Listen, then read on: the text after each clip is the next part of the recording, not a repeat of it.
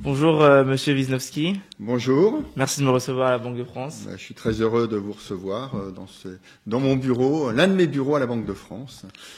Donc moi, c'est la première fois pour moi que j'interviewe quelqu'un qui travaille à la Banque de France. La Banque de France, en tant qu'étudiant, c'est finalement une institution qui est grande, en tout cas qui a un nom qui renvoie à une certaine grandeur.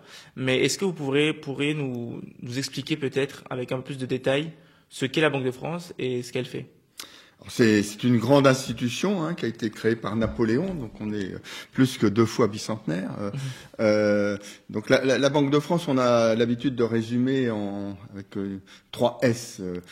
Elle a une mission d'abord de ce qu'on appelle la stratégie monétaire, donc en lien avec la Banque centrale européenne. On se pose parfois la question pourquoi il y a une Banque de France alors qu'il y a une Banque centrale européenne. Les décisions de politique monétaire sont prises à Francfort, à la Banque centrale européenne. Mais le gouverneur de la Banque de France, comme les autres gouverneurs de la zone euro, participe à ces décisions. Mais la mise en œuvre de la politique monétaire est faite à la Banque de France. La stratégie monétaire, c'est aussi la sécurité, la distribution et la sécurité des moyens de paiement. Les billets que vous avez dans votre poche, une partie de ces billets sont fabriqués par la Banque de France. Alors toutes les banques centrales ne fabriquent pas les billets, en tout cas les mettent en circulation. Donc nous on les fabrique et on les met aussi en circulation. Donc ça c'est stratégie monétaire. Le deuxième S c'est stabilité financière. Donc c'est à la fois l'autorité de contrôle prudentiel qui est rattachée à la Banque de France qui contrôle les banques et les assurances. C'est également ce qu'on appelle la politique macro-prudentielle, un terme un peu barbare, mais qui sont des mesures plus globales de suivi de l'économie pour assurer la stabilité financière et donc des mesures. Vous avez sûrement entendu parler des mesures prises en matière immobilière par ce qu'on appelle le HCSF, donc ça fait partie de la stabilité financière. Et puis la stabilité financière, c'est aussi la surveillance de tous les moyens de règlement de paiement. Et puis le troisième S, ce sont les services à l'économie, à la société. Donc là, ça concerne à la fois les particuliers, les entreprises. Donc sur les particuliers, la Banque de France gère par exemple les commissions de surendettement. Elle gère ce qu'on appelle le droit au compte. Quand un particulier ne peut pas avoir de compte bancaire, la Banque de France désigne une banque. Ça concerne les entreprises. Donc les entreprises, on cote les entreprises. On cote 300 000 entreprises. Donc on fait une analyse financière, on leur donne une cote. Donc on est une agence de notation. On intervient également pour la médiation du crédit. Je suis d'ailleurs moi-même médiateur national du crédit dans mes différentes fonctions que j'occupe à la Banque de France. Et puis sur les 2 domaines, on fait aussi ce qu'on appelle l'éducation financière des publics. La Banque de France a été désignée comme opérateur national. Donc on forme les étudiants, les professeurs. On a aussi un axe sur les entreprises. Donc beaucoup de missions. Se résume dans ces 3 S, ça recouvre encore beaucoup de métiers. Bien évidemment, tout ça, il y a aussi des fonctions support comme n'importe quelle entreprise, l'informatique, la gestion du personnel, etc. Et est-ce que les prérogatives à travers le temps évoluent? On a une adaptation permanente. La Banque de France est une institution reconnue, une institution de confiance, et donc régulièrement le législateur confie des nouvelles missions. J'ai évoqué la mission de surendettement.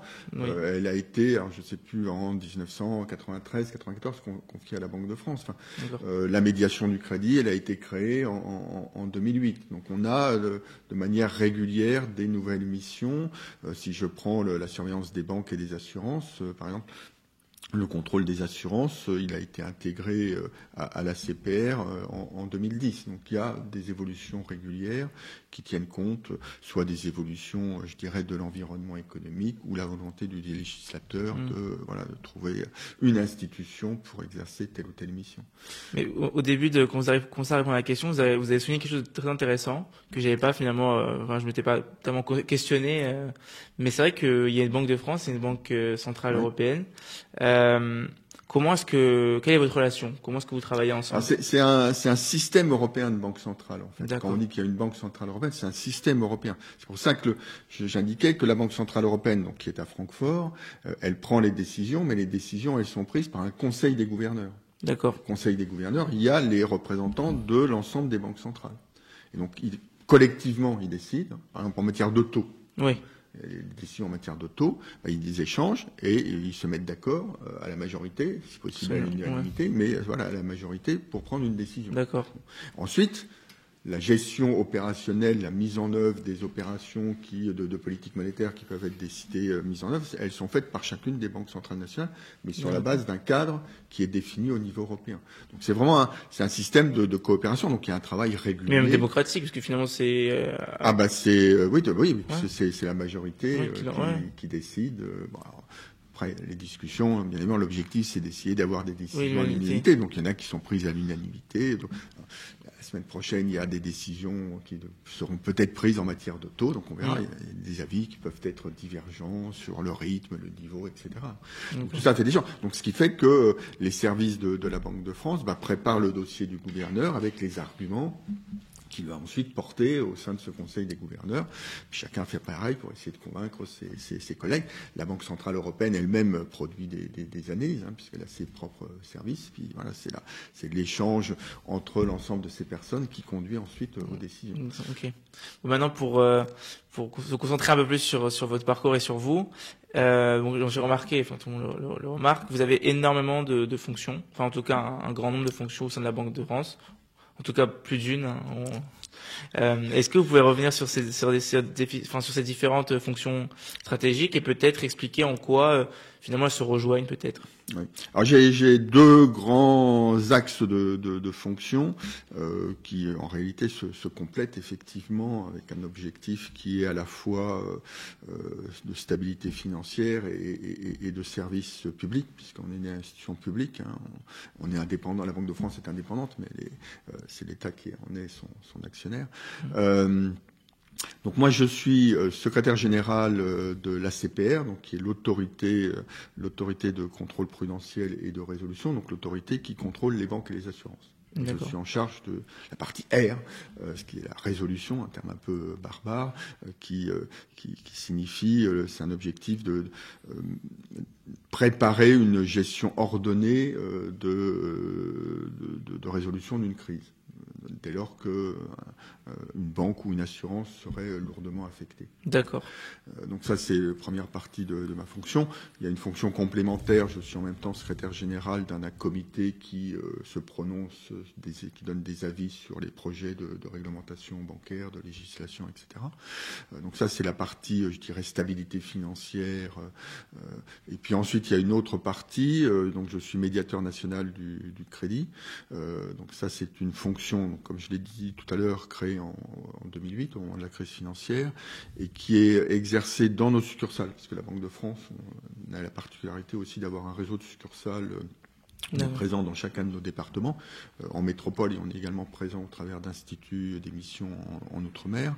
Et donc la médiation du crédit, elle intervient lorsqu'une entreprise a un problème d'accès au financement bancaire. Si la banque refuse un crédit ou réduit une ligne, l'entreprise peut saisir la médiation et donc c'est traité par nos succursales départementales.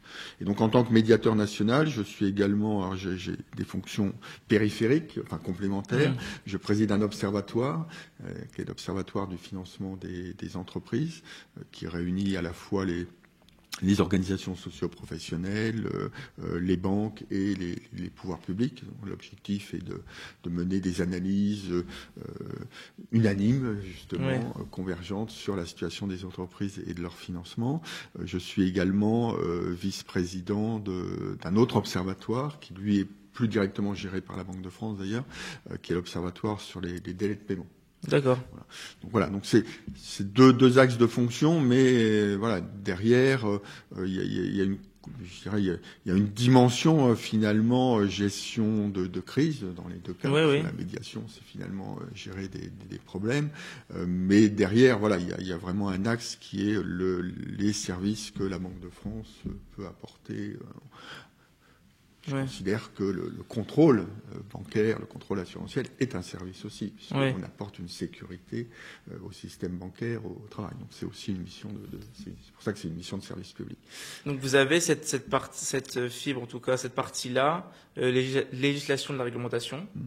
Donc c'est un peu le premier terme que je voulais aborder dans cette série. Comment est-ce que vous avez vu évoluer, peut-être revenir sur les quelques décennies, la réglementation financière en France?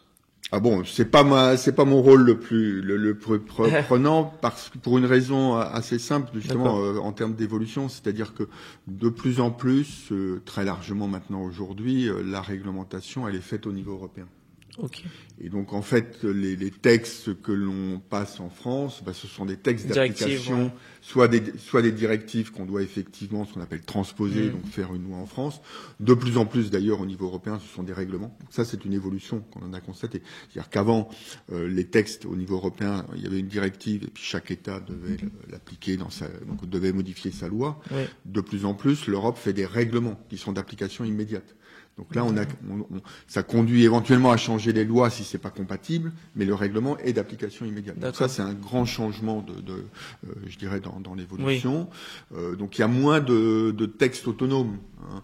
On a eu des textes, des grands textes autonomes jusque, je dirais, au début des années 2000. Et c'est à partir de là que de plus en plus la réglementation.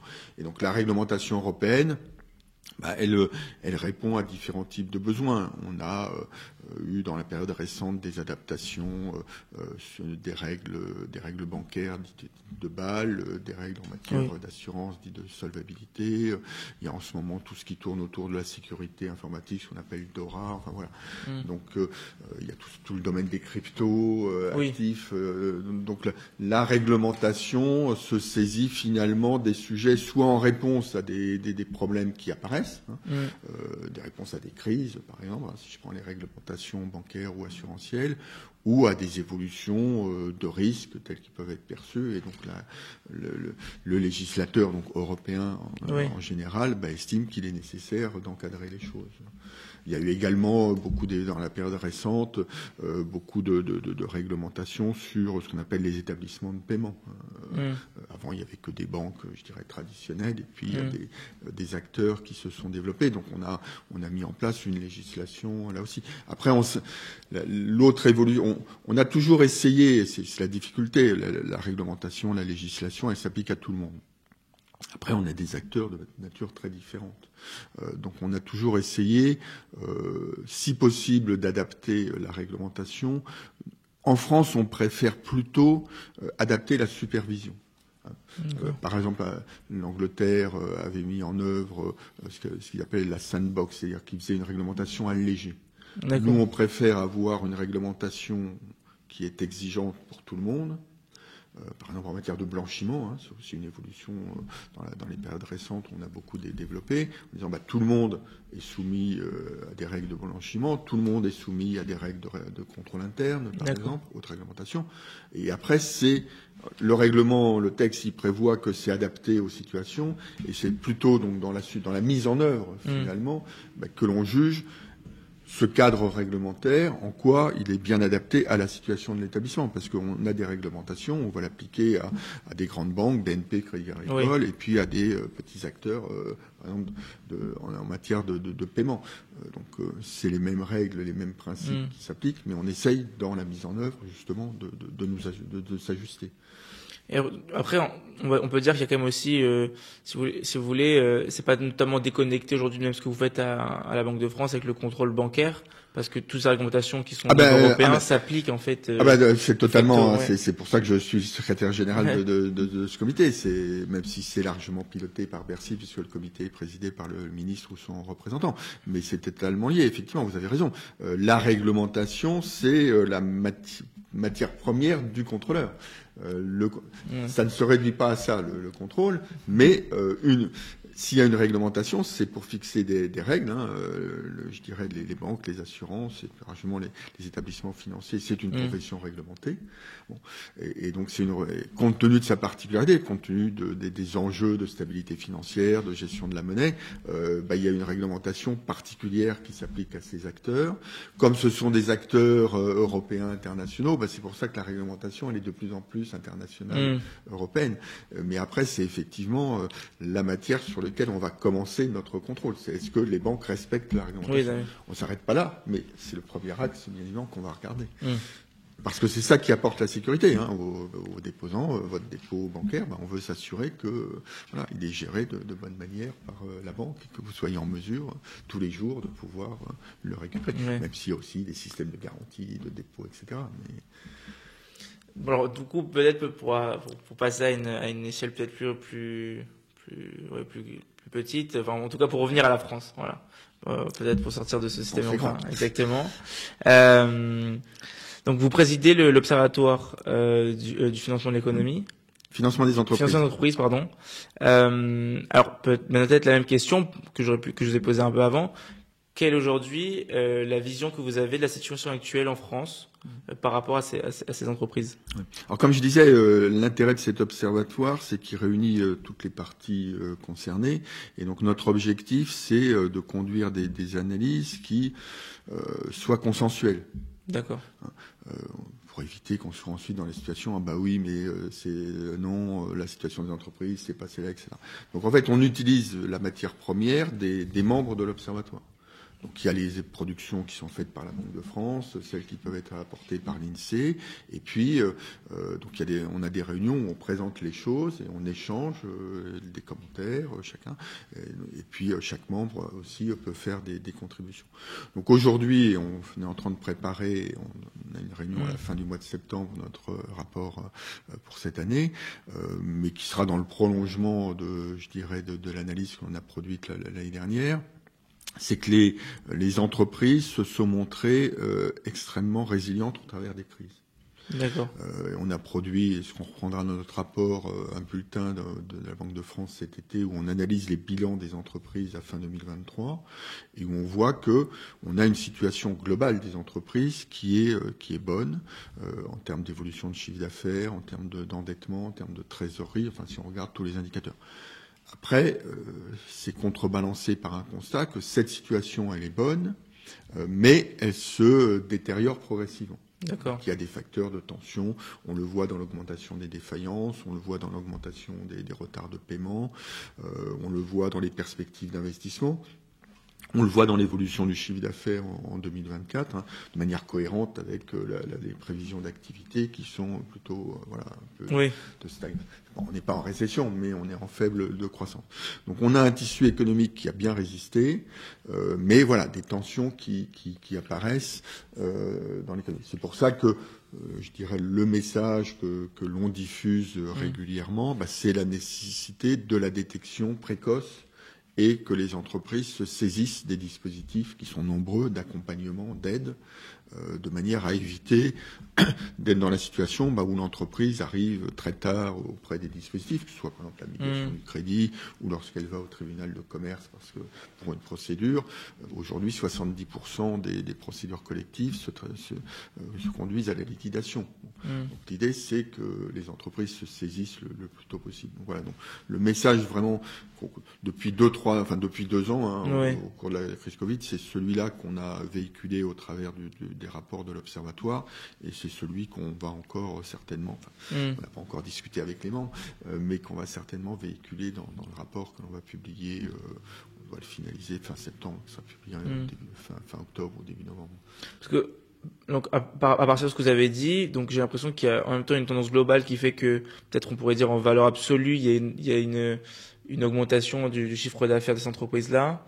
Il y avait toujours une croissance. En 2023, en 2024, d'accord, on est plutôt sur une stagnation en valeur, ce qui veut dire en volume une baisse. Après, il y a des différences sectorielles, il y a des situations individuelles. Là, c'est un panorama global sur les différents indicateurs, que ce soit l'endettement, que ce soit l'évolution du chiffre d'affaires. Il y a des entreprises pour lesquelles c'est moins favorable. Le secteur de la construction et toute la filière de la construction, y compris les agences immobilières ou même les notaires, je dirais, traverse une période un peu difficile, même si on devrait avoir une reprise. On a une reprise de la production de crédit à l'habitat qui est en train de s'opérer. Mais donc on a des filières qui peuvent avoir des difficultés. On a un certain nombre d'entreprises qui peuvent avoir ces difficultés. Mais globalement, on a des entreprises, alors qui ont été aidées par l'État aussi, oui, bien sûr, mais qui se sont montrées résilientes. D'accord. Après, il y a des phénomènes de rattrapage, par exemple sur les défaillances, même si on voit que les défaillances, elles concernent des entreprises de taille plus importante. Il faut relativiser aussi le volume des défaillances, parce qu'il y a eu des créations d'entreprises. Donc en fait, quand on dit il y a 60 000 défaillances, il y en avait 60 000 avant, donc on rattrape le niveau. En fait, entre-temps, on a plus d'entreprises. Donc en réalité, proportionnellement, il y en a moins de défaillances. Mais c'est vrai qu'elles concernent aujourd'hui de plus en plus des entreprises de taille plus importante, donc avec un effet. Si vous avez un auto-entrepreneur qui est défaillant, c'est malheureux pour lui, voilà, mais c'est pas la même chose que c'est pas la même chose qu'une entreprise qui a plusieurs salariés bien sûr. Et qui a pas la même chose, un volume d'activité qui va peser sur d'autres acteurs. Donc effectivement, donc là c'est un point d'attention. C'est pour ça qu'on développe ce discours d'anticipation et d'accompagnement pour que les entreprises aillent auprès des acteurs qui peuvent leur apporter des solutions. Et lorsque vous écrivez ce rapport, est-ce que vous comparez aussi avec nos voisins européens? Alors on essaye, c'est pas toujours facile parce que ça dépend des sujets. Il n'y a pas toujours des données qui sont disponibles. L'une des difficultés, on essaye dans ces rapports d'être objectif. Donc de partir de données. Et après ces données, on en discute et on les analyse et on en discute. Donc voir si on est d'accord. Parce que les chiffres, on peut les interpréter de manière diverse ou variée. Après la difficulté des données, c'est le délai. Parce qu'on essaye, quand on produit un rapport, d'être aussi à jour que possible. C'est bien de faire des rapports, mais si vous parlez de ce qui est passé en 2020, ça n'a pas grand intérêt. Donc on essaye de parler du présent. Et donc les comparaisons européennes, par exemple, c'est plus délicat parce qu'on va. Donc là, par exemple, dans le prochain rapport, il y aura des éléments de comparaison un peu structurels. Donc là où on peut. D'accord, oui. Parce que sur la. Voilà. Tu vois, c'est le plus compliqué, oui. Voilà. Donc quand c'est possible, on essaye de le faire. On le fait notamment, dans les publications de la Banque de France, hein, par exemple, on compare les évolutions parce qu'il y a des statistiques aussi au niveau européen en termes d'évolution du crédit ou des taux des crédits. On voit par exemple qu'en France, on a des taux des crédits qui sont inférieurs à ce qui est pratiqué dans les autres pays. On a une dynamique du crédit qui, en moyenne, est plus forte. Voilà. On essaye de faire ce type de comparaison, mais avec la difficulté de la disponibilité de données, notamment sur la situation des entreprises, par exemple, nous, on exploite maintenant des bilans qu'on reçoit directement par la DGFiP. Donc, au mois de juin, on est capable de faire une étude sur les bilans 2023. Mais je ne vais pas trouver d'équivalent au niveau européen. C'est voilà, il n'y a pas cette collaboration. Donc, voilà. Alors, ça viendra peut-être, mais pour l'instant, voilà. C'est cette matière première rapide qui n'est pas forcément disponible, donc qui limite la capacité à faire les dimensions. Mais c'est important. Ça ne se suffit pas parce qu'il y a aussi les particularités françaises. Donc, il faut aussi faire attention. Les systèmes économiques, même si on est dans l'Europe, voilà, elle est loin d'être aboutie. Donc, il faut aussi faire attention aux comparaisons. Mais dans un certain nombre de domaines, on essaye de le faire. Et finalement, ce rapport qui est très précis et qui relate la situation des entreprises en France, c'est quelque chose qui sert et qui doit servir à l'État, j'imagine, aussi pour pouvoir mettre en place ces politiques. On espère qu'il sert. En tous les cas, comme je le disais, donc moi je l'envoie au cabinet ministériel, aux assemblées, à l'Assemblée nationale, à la Commission des finances, Commission des affaires économiques, de l'Assemblée et du Sénat. Comme je disais, c'est un rapport qui est élaboré par l'ensemble des personnes concernées. Donc moi, mon discours auprès de l'État ou des pouvoirs publics en général, c'est la vision consensuelle. C'est les données. Non, mais c'est les données et l'analyse, l'analyse que l'on en tire. Bon. Donc ça permet d'éviter mais c'est pas la situation, c'est pas ça. Ça permet de parler d'une seule voix sur une analyse aussi objective que possible. Après, on est même intervenu. Donc là, je dirais, c'est les rapports classiques. Après, quelquefois, à la demande de l'État, d'ailleurs, on a fait des rapports sur des sujets particuliers. Donc où l'État nous a dit mais tiens, il y a ce sujet. Donc on avait eu par exemple l'exemple sur un problème de taux effectif sur les crédits. Il y avait un projet de loi, l'État voulait changer la règle, et au niveau de l'observatoire, on a dit non, on n'est pas d'accord. La règle actuelle, il faut la conserver. D'accord. On a vu un autre cas où il y avait des débats qui reviennent, qui vont peut-être revenir d'ailleurs, sur les frais bancaires aux entreprises. Il y a des règles qui ont été mises en place pour les particuliers, et donc il y avait un débat, est-ce qu'il ne faudrait pas aussi encadrer les frais bancaires aux entreprises? Et donc l'État nous a demandé un rapport, le ministère de la Bercy, et donc on a fait une analyse de la situation, on a dit, il n'y a pas de sujet, il peut y avoir des entreprises qui ont des frais excessifs, mais au niveau global, à l'inverse des particuliers où c'était effectivement un vrai sujet, il n'y a pas de vrai sujet au niveau des entreprises. On avait même élargi sur la problématique d'accès aux services bancaires. Et puis l'année dernière, c'était l'année dernière, la ministre Olivia Grégoire elle était un petit peu inquiète sur l'accès des crédits au TPE. Elle nous a demandé de regarder spécifiquement. C'est quelque chose qu'on regarde habituellement dans l'observatoire, mais elle nous a demandé un rapport spécifique. Et la conclusion, c'était de dire, non, il n'y a pas de problème. Il y a même, et on a véhiculé un message, oui, mais il faut aussi que les entreprises, elles comprennent ce qu'attend son banquier. Parce qu'il n'y a pas de droit au crédit. J'évoquais tout à l'heure le droit au compte pour les particuliers. Un particulier qui la banque lui refuse un compte, la Banque de France, on lui désigne quelqu'un pour ouvrir un compte. Ça n'existe pas sur le crédit. Sur le crédit, la banque, elle est libre d'accepter ou non. Et donc, voilà. Donc, le constat qu'on avait fait dans le rapport, c'était qu'il n'y avait pas de sujet et qu'il fallait bien comprendre que la banque, elle avait besoin d'éléments pour analyser la pertinence de la demande de l'entreprise. Et si elle n'est pas convaincue, après, il peut recourir à l'application du crédit. C'est pour ça qu'il y a un dispositif. Mais c'est d'abord, c'est le banquier qui désigne. Le banquier, il prête l'argent des particuliers, des entreprises. Il prête les dépôts. D'accord. Donc, il ne peut pas faire n'importe quoi avec les dépôts qu'on lui confie. C'est pour ça qu'il y a une réglementation. Et après, c'est une entreprise qui doit être rentable et qui a sa liberté de choix de son client.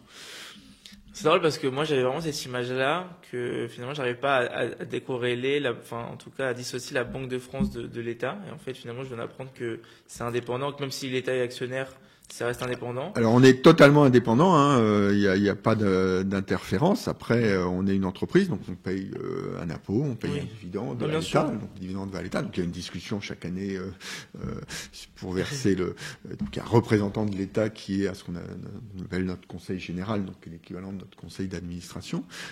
Mais ensuite ce que fait la Banque de France, elle le fait de manière totalement autonome. Le gouverneur, il est nommé par le président de la République, mais il doit être confirmé par l'Assemblée. Il va régulièrement se présenter devant les commissions des finances de l'Assemblée nationale et du Sénat. Et l'ensemble des décisions qui sont prises de manière totalement indépendante. Après, bien évidemment, il y a des échanges. Bien sûr. Mais ça, je dirais, c'est naturel dans tous les fonctionnements surtout au niveau de la... Mais en fait, ce que je me demandais, c'était finalement s'il ne passe pas par vos rapports. Imaginons, vous allez sortir un rapport à la fin du mois ou le mois prochain au niveau de la situation des entreprises qui, par rapport à vos analyses et vos conclusions, devraient ou non, ou pourraient en tout cas mener à de nouvelles politiques ou à la mise en place de politiques. Est-ce que c'est possible que aussi eux travaillent avec d'autres observatoires, d'autres institutions qui leur disent en fait non, et ce qui va justifier que ces mesures ne seront pas mises en place? Ah oui, non mais nous après il y a deux choses, c'est-à-dire que les rapports de l'observatoire, on est un observatoire, donc on observe, donc nous on donne une observation. Quelquefois on fait des recommandations. Mais les recommandations, elles sont, alors par les cas les exemples que je citais, parce que c'est avec des instances de politique publique sur les taux des crédits ou sur les frais bancaires, les recommandations, souvent, c'est à destination des entreprises ou des banques. D'accord. Pas vraiment à destination de l'État. Donc après, l'État, oui, effectivement, il bénéficie de ce rapport, mais après, il y a d'autres organismes qui produisent des analyses. Voilà. Après, il y a des décisions de politique publique. Dans le rapport qu'on va publier, on souligne des choses qui sont connues, des faiblesses structurelles des entreprises, sur la partie industrialisation, sur la partie poids de l'impôt, sur la faible taille de nos entreprises, notamment comparée aux autres pays. Sur la faible taille, par exemple, il y a déjà des actions qui ont été engagées. Il y a un programme qui a été mis en œuvre qu'on appelle Étincelle, qui est l'accompagnement de PME pour qu'elles deviennent des entreprises de taille intermédiaire. D'accord. Voilà. Donc il y a de toute façon des actions publiques. Nous, nos rapports et nos chiffres, ils vont conforter finalement une analyse. Parce qu'on n'invente pas les choses. Parce que, comme je disais, on se fonde sur des analyses existantes.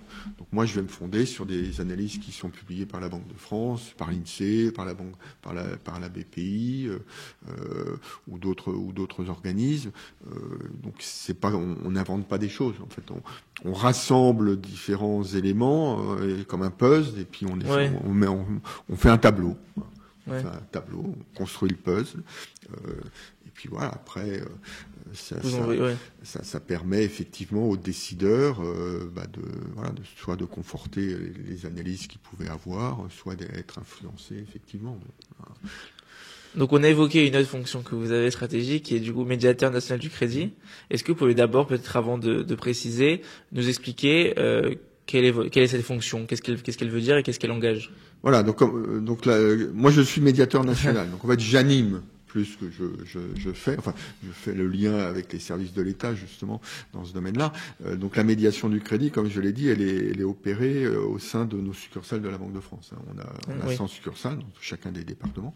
On est présent également en Outre-mer au travers de nos agences. Et donc la médiation du crédit, créée en 2008, c'est l'idée, si une entreprise ne peut pas avoir accès à un crédit bancaire, soit la banque lui refuse, soit elle a un crédit puis la banque décide de lui supprimer ou de le réduire, la banque a l'obligation de lui dire vous pouvez saisir la médiation du crédit. Il y a un accord de place qui a été signé entre le ministère de l'économie, la Banque de France, les instituts d'outre-mer et la fédération bancaire française et celle des sociétés financières, donc qui prévoit que s'il y a un refus de crédit, la banque informe l'entreprise qu'elle peut saisir la médiation. Bon, après, pas obligé, donc s'ils nous saisissent, donc l'entreprise nous saisit, donc ça se fait directement sur notre site et puis ensuite c'est envoyé justement dans notre succursale départementale en fonction du siège social de l'entreprise et puis on déclenche la médiation, c'est-à-dire que on dit aux banques voilà on est saisi et c'est une médiation, comme je disais il n'y a pas de droit au crédit, donc l'entreprise elle a demandé quelque chose, le banquier a refusé, d'abord on essaye de comprendre pourquoi. Pourquoi le banquier a refusé? Quels sont ses arguments? Quels sont les arguments de l'entreprise? Souvent, on constate, on est saisi par des très petites entreprises, donc souvent on constate, en fait, le problème, c'est l'entreprise, elle a mal expliqué son dossier, etc. Parce que dans 60% des cas, on fait changer le banquier de position. Dans 60% des cas où on est saisi, le banquier, finalement, pas forcément exactement la demande initiale, mais il y a un accord qui est trouvé. Donc c'est un dispositif qui fonctionne effectivement. Parce que l'idée derrière la création de cette entité, c'est finalement amener plus de dynamique pour les entreprises françaises. Donc en fait, éviter tous ces problèmes-là de refus de crédit ou de diminution du crédit qui pourrait entraîner du coup la fermeture ou l'éliquidation des entreprises et qui, in fine. Tout à fait. L'idée initiale, mais qui est toujours présente, l'idée initiale, c'est 2008, c'était les banques avaient des problèmes à se financer. Donc on a vécu une crise bancaire en 2008, donc l'État a pris un certain nombre de dispositions vis-à-vis des banques, et donc la crainte du président de la République à l'époque, ce qui était Nicolas Sarkozy, c'était de dire oui mais attendez, si les banques ont des problèmes, elles vont pas pouvoir financer les entreprises, donc les entreprises vont avoir des problèmes. Donc il a demandé à René Ricol de créer ce dispositif, et donc le gouverneur de la Banque de France de l'époque lui a dit moi j'ai des équipes dans tous les territoires que je peux mettre à disposition, donc c'est pour ça que c'est la Banque de France qui a pris en charge ce dispositif. Et donc c'était vraiment l'idée, il faut être sûr que les entreprises, elles sont financées. Donc si le banquier refuse de financer, faut qu'il y ait un appel, une possibilité d'appel. Donc c'est ce dispositif qui a été mis en place pour avoir une certaine fluidité dans le fonctionnement de l'économie. Et le constat que l'on fait, c'est qu'effectivement, depuis 2008, après les volumes sont variables selon les temps, aujourd'hui c'est très faible. On a eu un pic au moment de la crise Covid parce que il y a eu beaucoup de demandes de crédit avec la mise en place de prêts garantis par l'État. Mais aujourd'hui, on est très peu sollicité, ce qui est cohérent justement avec c'est pour ça qu'il y a un lien avec les travaux de l'Observatoire.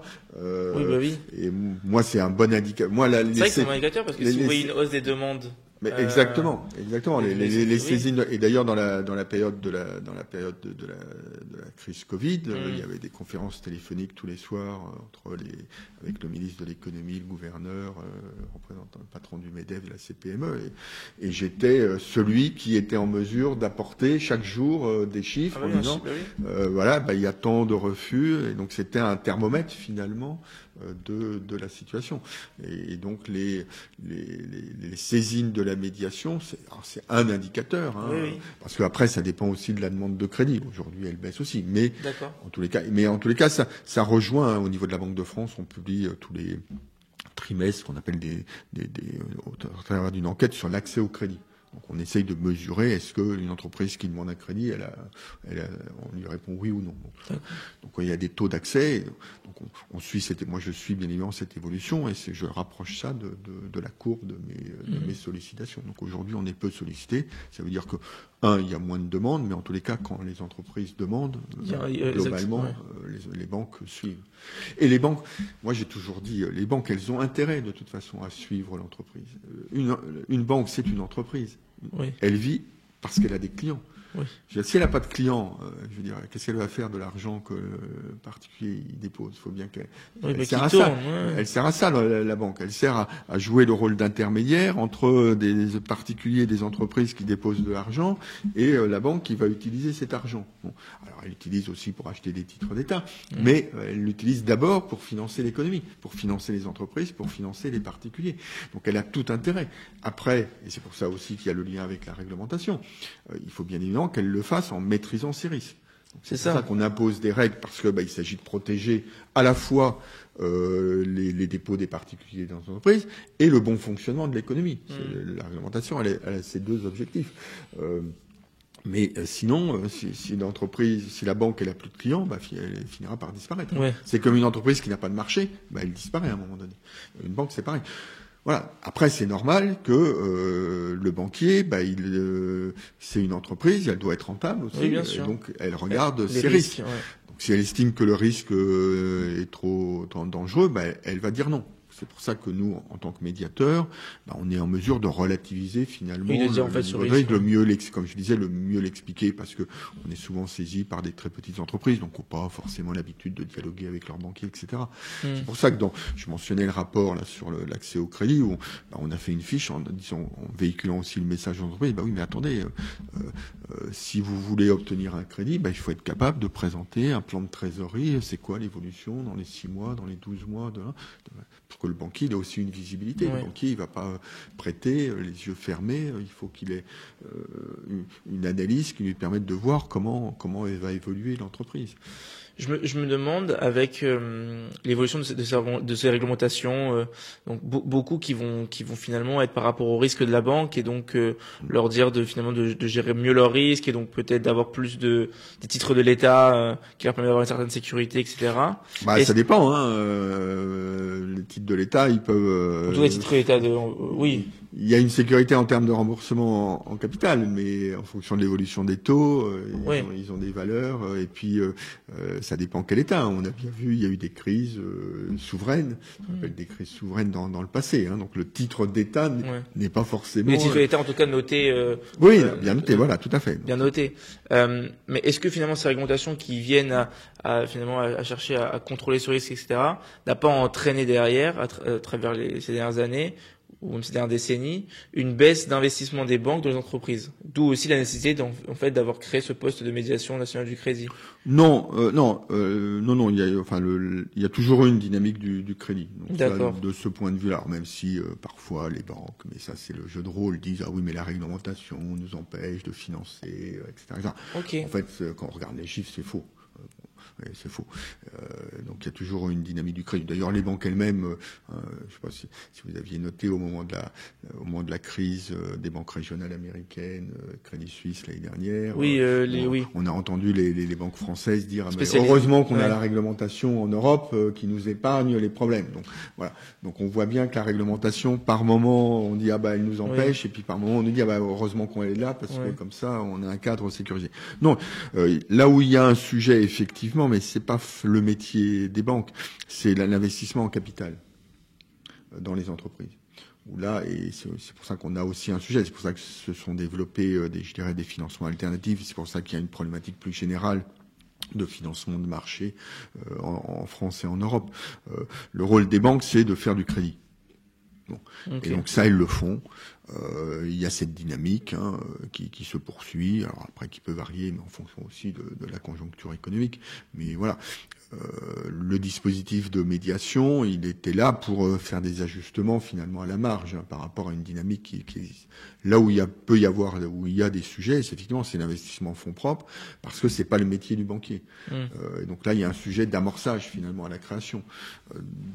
Encore plus quand en France on a ce qui est positif, favoriser la création, c'est-à-dire qu'on peut créer une entreprise avec pratiquement pas d'argent. Ah oui, oui. Mais l'entreprise, voilà, mais l'entreprise, il y a des coûts, donc il faut pouvoir soit on dégage la rentabilité qui permet de les couvrir, soit il faut quelqu'un qui met qui investisse.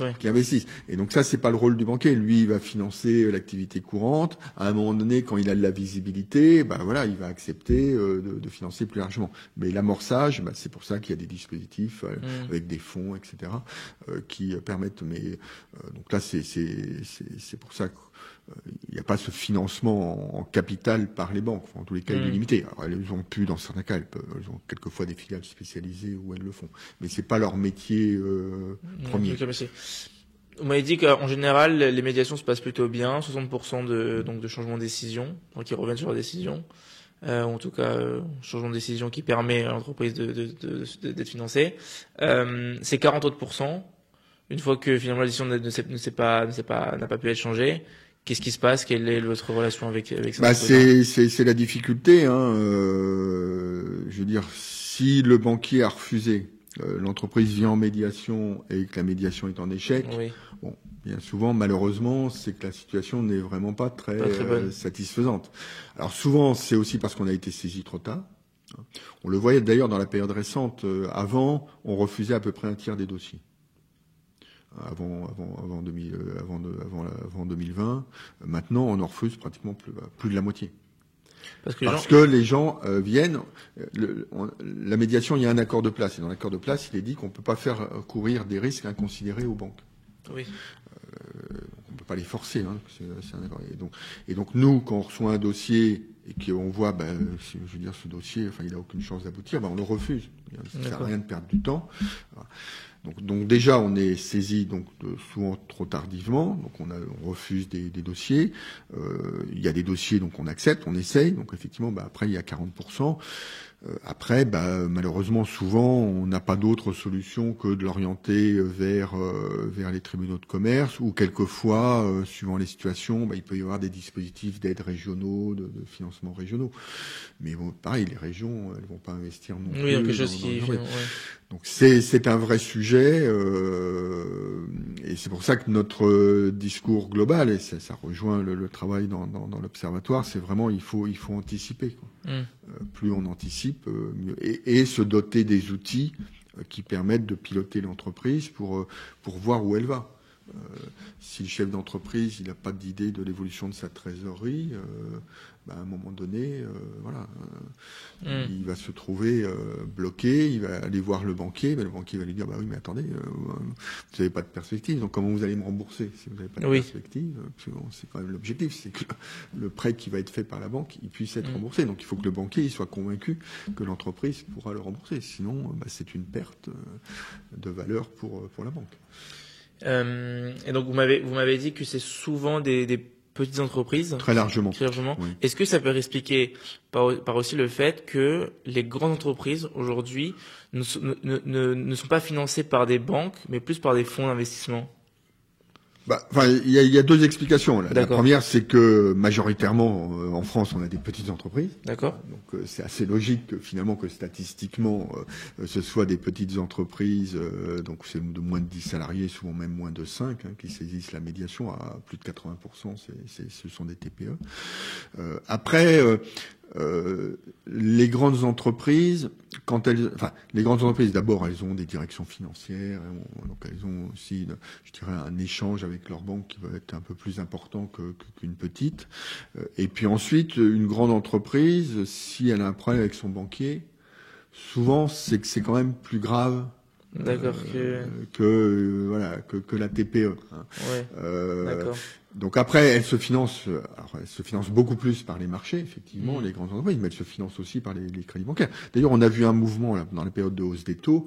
Ça coûtait moins cher de se financer par crédit bancaire. Donc il y a beaucoup de grandes entreprises qui sont retournées prendre du crédit bancaire auprès des banques plutôt que des financements de marché. Maintenant, on est dans le phénomène inverse, puisque il y a toujours un délai d'adaptation, une latence. Donc les banques avaient moins augmenté leurs taux. Maintenant, elles les baissent moins rapidement que les marchés. Bon.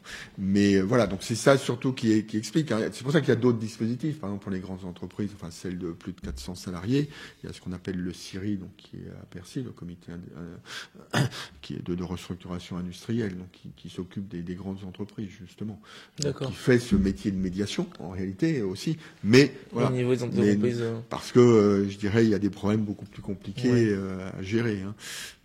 Donc en fait, le pulse commence à se former, et en fait, je comprends comment est-ce que toutes vos fonctions s'emboîtent, parce que là, on a parlé du crédit, maintenant, là, je voulais aller maintenant sur la partie des délais de paiement. Oui. Donc en fait, vraiment tout s'emboîte. Peut-être la même chose, comment est-ce que finalement, aujourd'hui, la situation actuelle, et peut-être post-pandémie, voilà, quelle est la situation des délais de paiement? Alors, les délais de paiement, et qu'est-ce que ça veut dire aussi? Oui, alors les délais de c'est pas ma fonction directe. Il y a un médiateur des entreprises qui traite, comme moi je traite des questions entre entreprises et banques. Lui, il traite les problèmes entre entreprises, donc notamment tous les sujets de délais de paiement. Mais il est clair qu'il y a un lien, par contre. Donc je traite pas des dossiers. Par contre, il y a un lien en termes financiers. Parce que si vous avez une entreprise qui n'est pas payée par ses fournisseurs, enfin par ses clients, pardon, ou qui ne paye pas ses fournisseurs, tout ça rejaillit sur le volume de crédit bancaire derrière susceptible d'être demandé. Parce que s'il a besoin d'argent, il va se tourner vers qui d'autre, donc le banquier. Donc il y a un lien. Et c'est aussi pour ça qu'on a créé qu'il y a un observatoire des délais de paiement et qui a été confié à la Banque de France. Enfin, le secrétariat a été confié à la Banque de France. Et donc moi, j'en ai été nommé il y a 2 ans vice-président parce on a voulu, on avait commencé pendant la crise Covid, on avait créé un comité de crise conjoint entre la médiation des entreprises et la médiation du crédit, justement pour marquer cette forte convergence. Et donc on a souhaité renforcer encore cette convergence, donc en me confiant la vice-présidence de cet observatoire. Donc aujourd'hui, on a une situation des retards de paiement qui n'est pas du tout satisfaisante. Hein. Alors on est mieux que la moyenne européenne, là, on fait des comparaisons. Mais on est moins bon que les Allemands ou les Pays-Bas qui ont des délais, des retards de paiement de moitié moindre qu'en France. Hein. Donc on avait une dérive au moment de la période Covid, qui s'expliquait par le fait, il y avait quand même le désordre dans l'économie du fait de l'arrêt d'activité, etc. Donc avait été quand même, on avait réussi à maîtriser. C'est pour ça qu'on avait créé ce comité de crise conjoint. Donc on était intervenu auprès d'un certain nombre de grandes entreprises pour qu'elles modifient leur comportement de paiement. Donc ensuite, ça s'était amélioré au fil du temps. Et depuis sur 2023 et ça se prolonge sur 2024, on a à nouveau une détérioration. D'accord. Donc on a accru d'un jour, on est passé de 11,5 à 12,5 en 2023 et la croissance continue en 2024. Ce qui est un vrai problème parce que c'est des retards de paiement. Donc déjà, c'est des gens qui respectent pas la loi. Il y a une loi. C'est comme pour les banques, il y a des règlements. Retard de paiement, il y a une loi. Donc c'est des gens qui respectent pas la loi. Donc, c'est embêtant. On respecte pas la loi. Il y a des mesures qui sont prises, qui existent, mais en tous les cas, on n'arrive pas à faire baisser ce niveau-là. Donc, et même il augmente. Et cette augmentation, concrètement, on le mesure justement dans les rapports de l'Observatoire, c'est 15 milliards qui manquent dans la trésorerie des plus petites entreprises. Parce que ces retards, ils sont largement dus à des grandes entreprises. Donc 15 milliards de trésorerie, c'est pas négligeable. Donc c'est grosses entreprises qui sont en retard dans le paiement des petites entreprises. Oui. Oui, d'accord. On a en moyenne, donc en fin 2023, on était à 12,6 jours de retard. Les grandes entreprises étaient à plus de 16 ou 17 jours de retard de paiement. On a eu aussi une détérioration sur les plus petites en 2023. Alors, Il y a un côté positif. Il y a plus de la moitié des entreprises qui payent dans les délais, par contre. Oui. Bon. Donc ça, au moins, c'est Parce qu'on satisfaisant. va mettre le lire à moitié. C'est toujours. C'est C'est pour vide, ça, les moitié plein. statistiques, on peut leur faire dire plein de choses. Ouais. Donc il y a un côté positif, mais voilà, il y a ce côté négatif. Donc il y a des mesures qui sont prises, de différentes natures. Donc il y a le rôle pédagogique d'abord de l'observatoire. Donc comme pour celui du financement, il observe. Donc on fait ce constat, donc pareil, l'observatoire, il réunit l'ensemble des organismes, des institutions, donc à la fois ceux qui produisent des analyses des chiffres et puis ceux qui les interprètent. Ouais. Donc là aussi, on fait en sorte d'avoir une analyse consensuelle.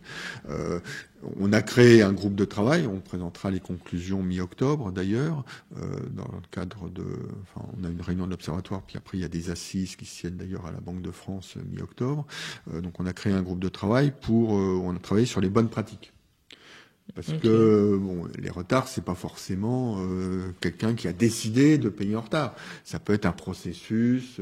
On dit habituellement, c'est un peu moins vrai, mais enfin ça reste. Pendant le mois d'août, c'est fermé, les factures elles s'entalent, puis elles sont pas payées, donc s'entalent sur le bureau. Bon, voilà. Donc il y a un certain nombre de bonnes pratiques qui peuvent être mises en œuvre. Donc on a travaillé sur ce sujet-là.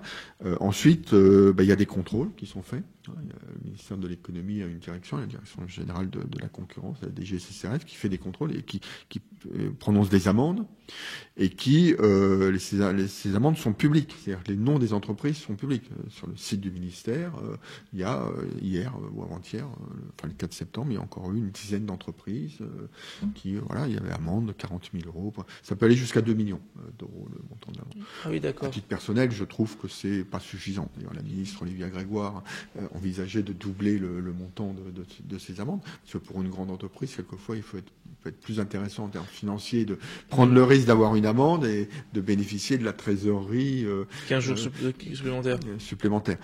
Donc il y a ces contrôles, ces amendes et ce qu'on appelle le name and shame, donc le nom est publié, mais bon, c'est malheureusement pas beaucoup repris par la presse, c'est dommage. Et puis au niveau de la Banque de France aussi, on a en même temps qu'on renforçait le rôle de l'observatoire avec ma vice-présidence, on a intégré le comportement de paiement dans notre cotation d'entreprise.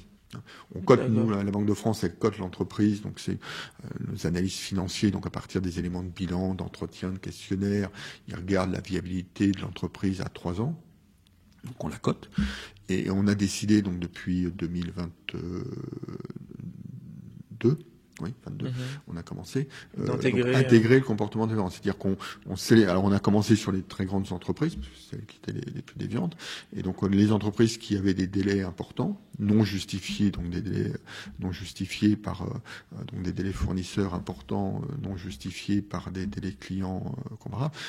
Donc on discute avec eux pour voir est-ce que ça se justifie, quelles sont les explications, et si on n'est pas convaincu, on les dégrade d'un cran dans notre cotation. Ah oui. Voilà. Donc c'est un moyen d'inciter, je dirais, des entreprises à être vertueuses. Donc c'est la combinaison des trois. On espère. Je pense qu'il faut raisonnablement augmenter le niveau des amendes parce qu'à un moment donné, la sanction doit aussi peser plus lourdement sur des grands acteurs qui en ont les moyens financiers. C'est la combinaison bonne pratique, contrôle, sanction et, je dirais, forme de sanction finalement de ce que fait la Banque de France dans sa cotation. On espère que on va stopper au moins la reprise de la croissance et essayer de diminuer. On est à plus de 2, on est presque à 13 jours, là où l'Allemagne est à 5-6 jours, les Pays-Bas à 4 jours. Voilà. Et comment vous vous tenez au courant de ces retards de paiement? C'est des choses qui sont dans les bases publiques? Alors on a 3 sources en fait. Donc nous, au niveau de la Banque de France, on les regarde sur la base des bilans. Mais donc là, c'est une photo à un moment donné. D'accord. Donc c'est pour ça, même quand on l'intègre dans notre cotation, c'est pour ça qu'on a l'échange, parce que la photo au bilan n'est pas forcément représentative de ce qui peut se passer dans l'année. C'est un bon indicateur néanmoins, parce qu'on regarde sur plusieurs années. Mais voilà. Donc il y a l'analyse des bilans. On a une société qui est membre de l'Observatoire et qui nous fournit des chiffres réguliers, qui s'appelle Altares, qui a une base de données, en fait, elle, très précise, des délais de clients, donc qui produit des analyses régulières sur les statistiques de retard de paiement. Et puis on a, dans le cadre des enquêtes, des baromètres, il y a des enquêtes d'opinion, comment évolue le comportement de paiement. Donc c'est voilà, on a ces trois sources-là et que l'on exploite. Et donc là, on a une réunion justement de l'Observatoire début octobre, où on va présenter à la fois les chiffres d'Altares, les chiffres Banque de France. Alors nous, c'est des bilans 2023. Altares, ça va être des chiffres à probablement jusqu'au mois d'août. Ils auront déjà les chiffres, peut-être septembre. Non, août, et puis les baromètres ils sont trimestriels. C'est ça qui nous donne voilà. Une appréciation. Quelle est l'évolution structurelle et quelle est la tendance. Donc l'évolution structurelle et la tendance, en ce moment, c'est plutôt à l'augmentation, enfin à la détérioration des délais de paiement. Donc maintenant, on va passer à une seconde partie du podcast, qui est toujours une partie où on cherche à prendre un peu du recul sur votre parcours et votre parcours, votre carrière, pour pouvoir donner finalement une meilleure image donc de tout ce que vous avez réalisé, parce qu'il y a beaucoup d'étudiants qui nous écoutent. Étant moi-même étudiant et étant partie de cette base-là au tout début. J'ai été étudiant aussi. Voilà. Très bien. Racontez-nous un peu. Est-ce que vous pouvez nous raconter votre parcours académique?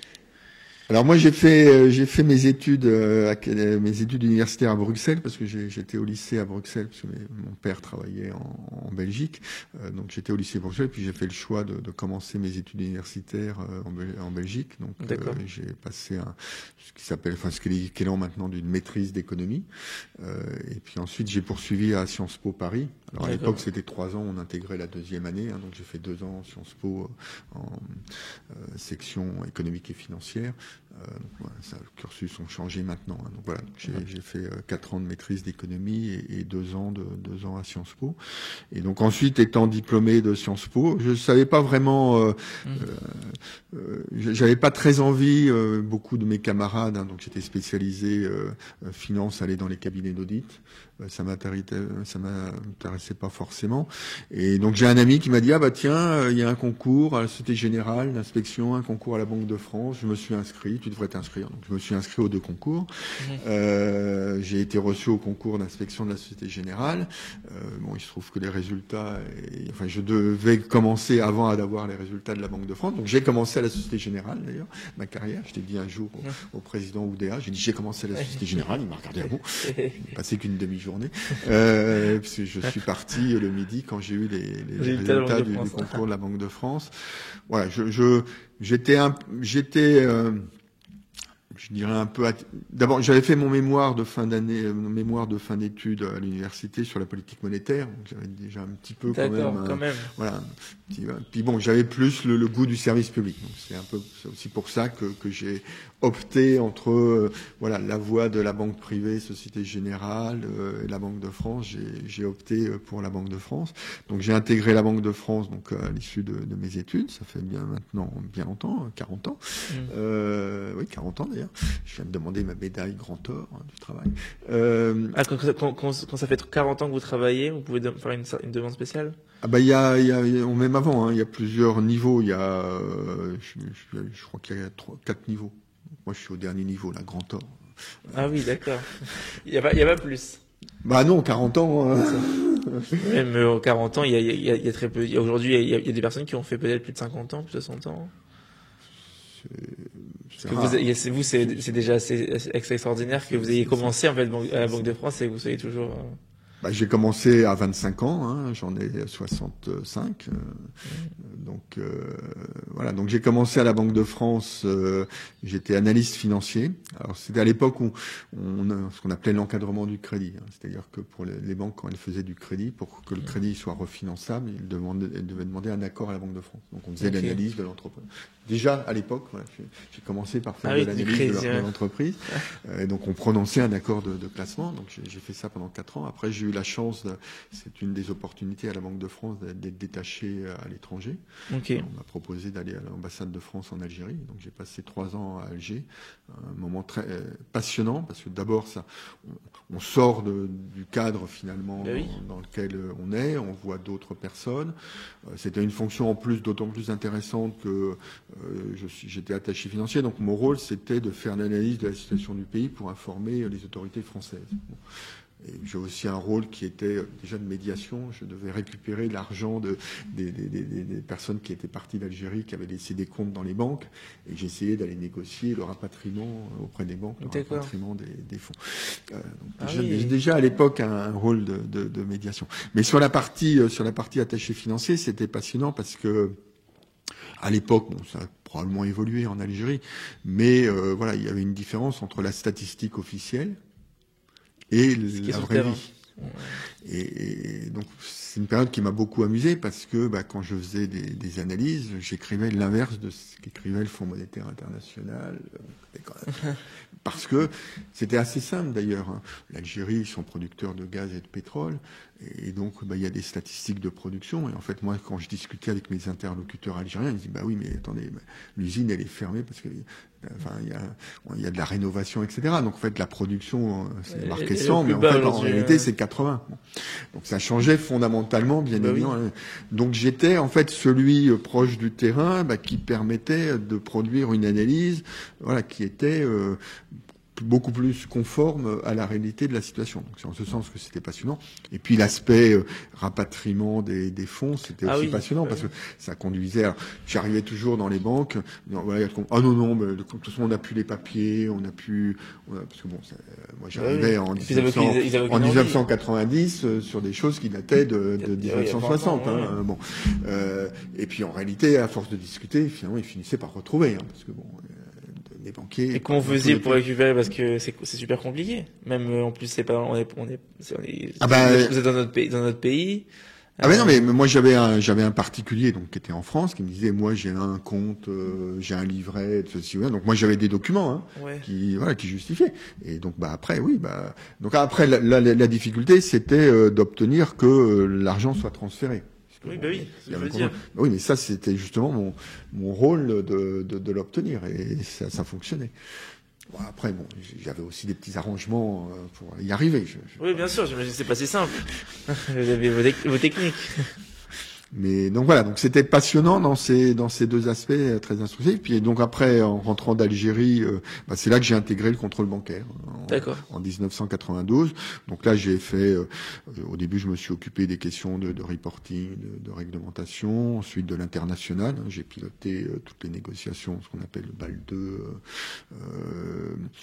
Ensuite, j'ai basculé entre guillemets dans le contrôle individuel. Donc, en charge du contrôle pendant la crise financière de 2008-2009.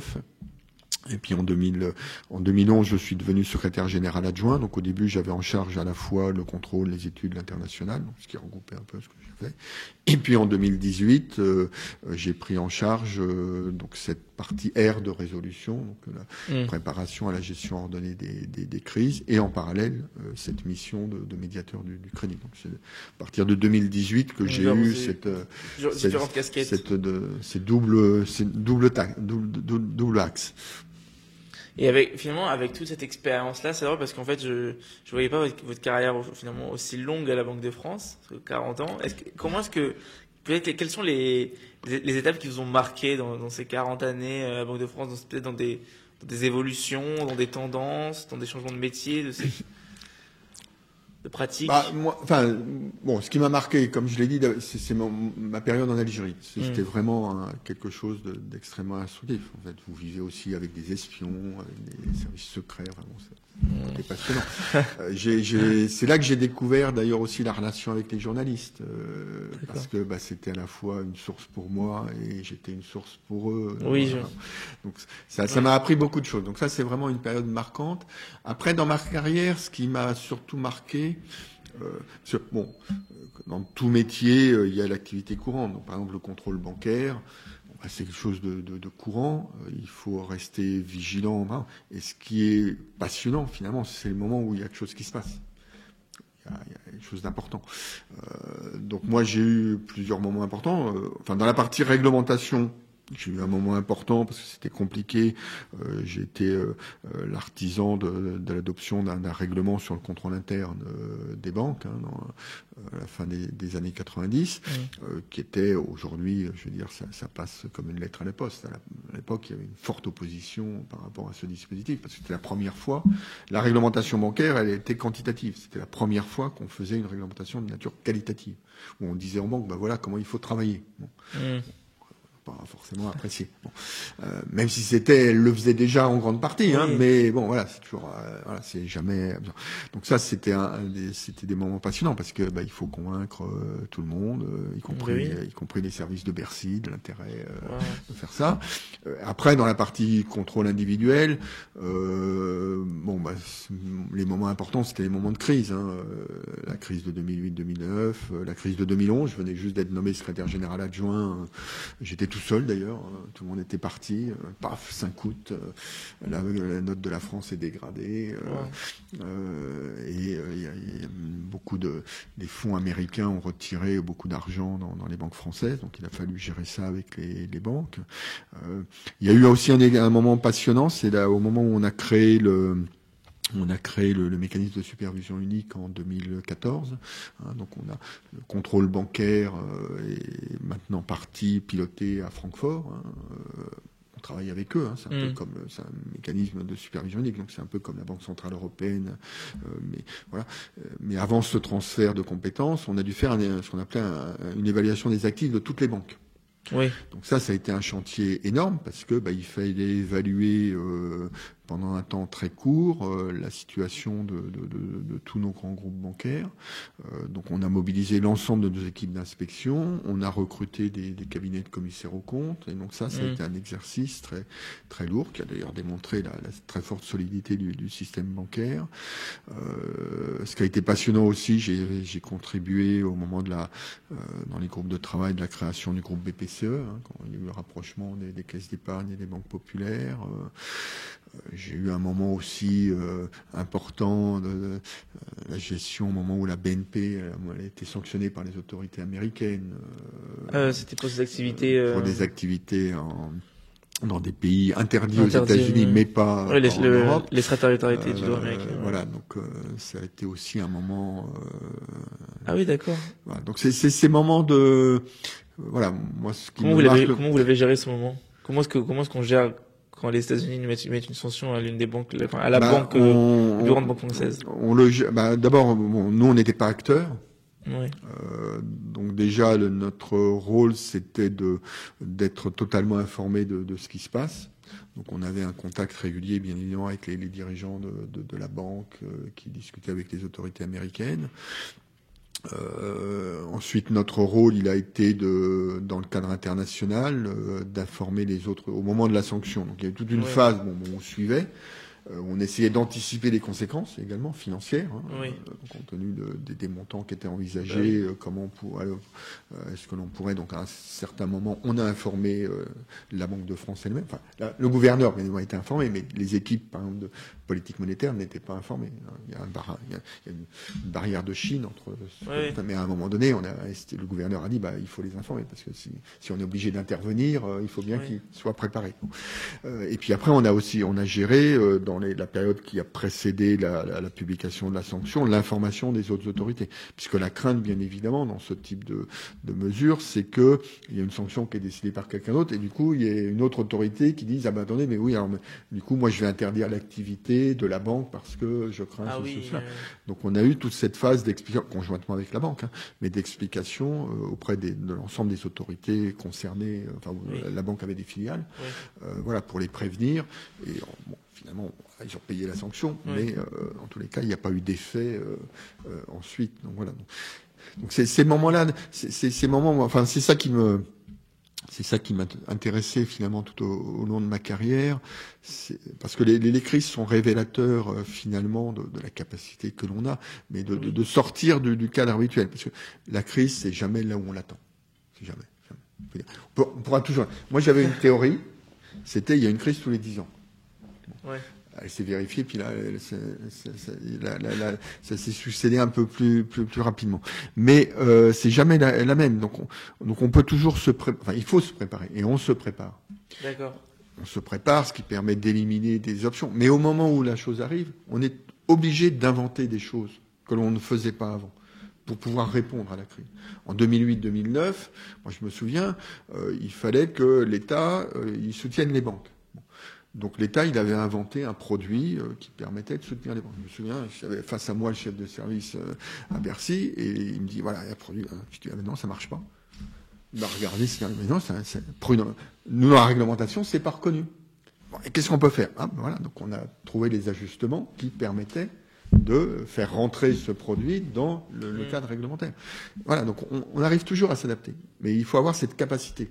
Et donc la capacité d'analyse, donc ça on l'a parce que dans cet exemple-là, on suit les banques de manière régulière, on a la connaissance de la réglementation, et il faut pouvoir trouver le moyen finalement d'apporter la bonne réponse, et il faut forcément s'adapter. Et votre fenêtre en général, vous avez combien de temps pour réagir, par exemple en 2008? Ça dépend. 2008, c'était assez urgent. Enfin, les fonds propres, c'était un peu moins. Il y a eu en fait, les mesures sont petit à petit, les mesures d'urgence. Oui, il y a eu 2 dispositifs. En fait, à ce moment-là, il y a eu un dispositif où on a créé une société de l'État qui allait se financer sur les marchés et qui reprêtait aux banques. D'accord. Après, ce qui compte, il y a l'effet psychologique. Il y a toujours un délai de mise en œuvre. Ce qui compte, c'est l'annonce. Ce qui permet de rassurer. Après, même si vous mettez 15 jours, un mois, à ce que ça se fasse, il y a déjà l'annonce qui compte beaucoup. Donc, j'ai plus en tête exactement les délais, mais enfin, ça a été rapide. Il a d'abord fallu faire l'analyse, quel est le montant qui est nécessaire. Et finalement, la décision, d'ailleurs, ça a été d'augmenter significativement le montant. Donc, vous savez qu'on n'avait pas besoin de tout ça, mais voilà, c'était le signal.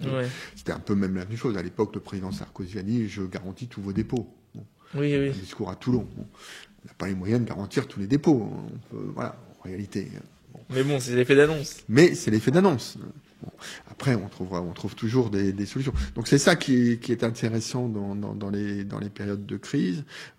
Voilà, ça conduit finalement à sortir du cadre habituel et de trouver les réponses adaptées à la situation. Vous avez parlé aussi de votre rôle dans Après, ça n'empêche pas que voilà, il y a le travail courant aussi, qui est bien, mais voilà, c'est ce qui ça mérite un peu. C'est ce qui met un peu de piquant, de peps dans les activités. Vous avez parlé de votre rôle dans les accords BAL 2 et BAL 3. Comment ces négociations se sont passées? Parce que moi, en tant qu'étudiant, c'est vraiment des accords qui sont vraiment phares dans nos programmes. Et donc c'est un honneur, c'est un honneur de rencontrer quelqu'un qui a pu travailler dessus. Comment ça s'est passé? Alors c'est toujours bon, ce sont des négociations internationales, donc c'est toujours compliqué. Donc dans le domaine bancaire, c'est BAL, le comité de la Banque des règlements internationaux, enfin le comité est à BAL. Donc après c'est l'ensemble des pays internationaux qui participent. Donc on a surtout, on a à la fois des pays européens, puis on a les États-Unis, le Japon. Donc chacun a ses objectifs, bien évidemment. Alors BAL 2. C'était assez particulier finalement. BAL 2, l'initiative, elle est venue des États-Unis en disant les États-Unis. Donc jusqu'à maintenant, on avait une réglementation qu'on appelait standard, c'est-à-dire qu'on appliquait des coefficients, tel crédit de l'État c'est 0%, une banque c'est 20%, puis en face vous mettez du capital. Donc c'était un truc un peu simple. Et donc les Américains ont dit nous les banques elles sont beaucoup plus intelligentes, les banques américaines, faut maintenant passer par des systèmes de notation interne. C'est la banque elle-même qui développe un système d'analyse que le superviseur va valider, et puis c'est ça qui va être utilisé pour le calcul prudentiel. Donc les Américains ont poussé. Nous, on était relativement réservés au début. Les banques disaient, oui, c'est intéressant, pourquoi pas. Voilà. Donc il y a eu la négociation qui a pris du temps, mais parce que on développait une nouvelle méthodologie technique. Donc c'était ça qui était compliqué. C'est-à-dire que Mais il y avait quand même un relatif consensus sur où on allait. Alors après, les banques n'étaient pas forcément contentes par rapport au niveau, parce que la banque, on voulait augmenter les niveaux d'exigence, donc les banques n'étaient pas forcément favorables. Mais par contre, elles voyaient l'intérêt des systèmes internes. Donc c'est une négociation qui a été relativement longue, puisqu'on a commencé fin 99 et j'ai même plus en tête les dates, ça doit dater de 2004 ou quelque chose comme ça. C'est quoi, 5 ans de négociation? Ouais, à peu près, de mémoire. Mais voilà, donc il y avait toute cette définition technique des systèmes de notation interne. Après, il y a eu toute une phase, donc une fois que cette réglementation de mise en œuvre. Bah oui. Ça, c'était un grand changement, puisqu'il a fallu former, nos équipes, parce que derrière, les autorités doivent valider ces systèmes de notation. Donc nous, on le faisait. Alors, tous les pays ne faisaient pas forcément, mais nous, on le faisait avec des inspections sur place. Donc, on allait voir sur place pour voir comment fonctionnait. Et ça continue, c'est un dispositif qui existe. Oui. BAL 3, c'est un peu différent. BAL 3, c'est l'effet inverse. C'est-à-dire que c'est les Américains qui n'ont jamais vraiment appliqué la réglementation BAL 2 sur les modèles à l'arrivée, parce qu'ils disaient, finalement, c'est trop compliqué, en gros, pour faire simple. Et donc, BAL 3, c'était l'inverse. C'est-à-dire que les Américains voulaient remettre en cause les modèles. D'accord. On va les supprimer. Bon. Donc une grande partie de la négociation a été de dire, puis on rajoutait aussi d'autres éléments, voilà. Et puis du coup on augmentait les niveaux d'exigence. Donc les banques européennes en ce sens-là, enfin françaises et européennes, elles voulaient conserver, l'Europe voulait conserver les modèles. Bon. Donc on a dû se battre pour conserver les modèles, donc trouver un équilibre, voilà. Il y a eu tout un débat sur le niveau d'exigence, parce que il y a ceux qui voulaient, oui, d'accord, on garde les modèles, mais on va mettre un montant plancher, ce qu'on a appelé un output floor. Donc il y a eu une longue négociation là-dessus. Et puis il y avait un aspect qui pour nous était fondamental, qui étaient les activités de marché, parce que nos banques françaises sont fortement impliquées. Et donc là, les Américains étaient très réservés. Et donc ça a été une négociation, et c'est la première fois d'ailleurs, où on a bloqué la négociation. On a réussi à bloquer la négociation. C'est-à-dire que le principe du comité de Bâle, c'est unanime. Bon, c'est écrit nulle part, mais c'est le principe. Et donc là, on a réussi ce coup de force, donc le gouverneur, François Villeroy de Gallo, à dire, nous, on n'est pas d'accord. On n'est pas d'accord. Et le fait de ne pas être d'accord, ça a permis de bloquer. Et c'était la première fois. Et on a débloqué, en ayant l'engagement des autorités américaines qu'elles appliqueraient la partie marché. D'accord. Et qu'on la modifierait. Donc elle a été modifiée, on n'en est pas là encore à l'application. D'ailleurs, l'Europe, du coup, a appliqué la même parce que normalement, a décidé de différer. Parce que nous, on a transposé au niveau européen, donc on est dans le schéma qu'on évoquait au début de directives, etc., et de règlements. Donc on a des textes qui doivent rentrer en application et on a décidé au niveau européen de différer la partie marché parce que les Américains, on ne sait pas quand ils la mettront en œuvre. Parce que là, on a un problème de concurrence surtout, mais la partie marché, je veux dire, si une banque européenne peut pas faire ça coûte plus cher de faire telle opération de marché, les banques américaines vont prendre les parts de marché. Oui, l'arbitrage. Ouais. Bon, donc là, on avait bloqué cette négociation, donc qui avait duré beaucoup plus longtemps finalement que prévu. Finalement, il y a eu un accord sur les différents. Voilà, chacun a accepté. C'est comme toujours, c'est un compromis. Donc, on a accepté que le minimum soit un peu plus élevé, ce qu'on appelle l'output floor. Les Américains s'engageaient à la fois à modifier le cadre marché, et le cadre et l'appliquer. Je voulais revenir aussi sur. On va revenir sur ces moments qui donnent du peps à votre carrière. Donc c'est en partie, il y a ces moments de crise qui vont du coup être. C'est parce que ça sort bien sûr. On sort de la routine, qui est importante. Ce qu'on appelle en contrôle bancaire, ce qu'on appelle le contrôle permanent. On est en permanence à surveiller ce qui se passe. C'est d'identifier là où il y a. Après, il y a différents problèmes. Il peut y avoir des problèmes sur une banque particulière. Oui. Et puis, ça, il y a longtemps qu'on n'a pas, heureusement, connu en France. On n'a pas de défaillance. Et par exemple, on parle mais il peut y avoir un problème qui est un problème type crise de 2008, 2009, 2011. Enfin, c'est un problème global. C'est pas un problème sur une banque particulière. Par rapport à, peut-être pour commencer au niveau des banques, vous l'avez évoqué tout à l'heure, il y a eu ces crises des banques régionales aux États-Unis, qui ensuite, on a parlé de Crédit, il y a eu l'affaire Crédit Suisse, et puis quand on parlait de Crédit Suisse, il y avait eu Donc, en tout cas, il y avait beaucoup d'articles sur la Deutsche. Comment est-ce que, même si vous avez, voilà, vous avez ces prérogatives, enfin, comment dire, vous vous occupez de la France, toutes les banques sont interconnectées. Comment est-ce que vous avez géré finalement ces nouvelles une par une, et qu'est-ce que vous avez cherché à mettre en place pour éviter que ça se propage en fait en France? Voilà. Il y a deux aspects. D'abord, il y a l'analyse de. Enfin, Pourquoi? il y a le problème des marchés. Donc le problème des marchés, la tendance va toujours il y a un problème là, forcément il va se répandre. Ce qui était important, c'était déjà d'analyser les causes de ce qui s'était passé dans les banques régionales et Crédit Suisse. Et d'ailleurs, dans les banques régionales, les autorités américaines ont très rapidement fait un rapport où elles beaucoup trop d'obligations, je crois. Elles reconnaissaient les causes. Et les causes, c'était de plusieurs natures. C'était ces entreprises n'avaient pas les dispositifs de gestion des risques adaptés, notamment de gestion de risque de taux d'intérêt. Elles n'avaient pas les mêmes obligations réglementaires, puisqu'il y a eu un allègement sous Trump des exigences réglementaires. Il y avait je dirais, des défauts de gestion. Donc c'était vraiment des sujets très spécifiques aux banques régionales américaines. Crédit Suisse, c'était une banque dont on savait qu'elle avait des problèmes depuis longtemps, qui n'avaient pas été traités.